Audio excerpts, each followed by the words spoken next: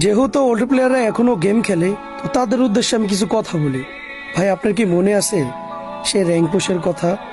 আপনার কি মনে আছে প্রাইভেট ছুটি হওয়ার পর সবাই একসাথে মিলে কাস্টম খেলা, ডায়মন্ড টপ আপ করে ডিজে আলোক নেওয়ার ফিলিংটা, বন্ধু বান্ধবকে বারবার দেখানো, মামা আমার অ্যাকাউন্টে তো ডিজে আলোক আছে, তোর কাছে কি আছে? আরে বন্ধু, আজকে আমি একলা বিয়ার র্যাঙ্ক খেলছি, 6 কিল করছি, তুই কই আছিলি?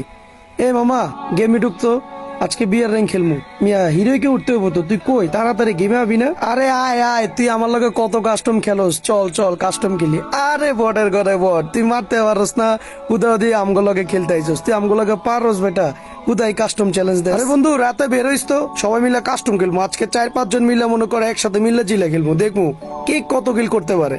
দেখ তো মামা, কি বিরক্ত লাগে, এই 10টার দিকে আপডেট দিছে, বিকাল 5টা পর্যন্ত আমরা কোনো গেমে ঢুকতে পারবো না, এত বড় আপডেট দিলে হয়?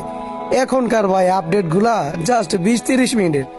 আগের ভাই যখন গেমটা আপডেট দিত ভাই, তখন ভাই আমাদের দিন কেমনে যেত আমরা ভাই নিজেও জানতাম না, এত কষ্টে দিন যেত এই গেমটা।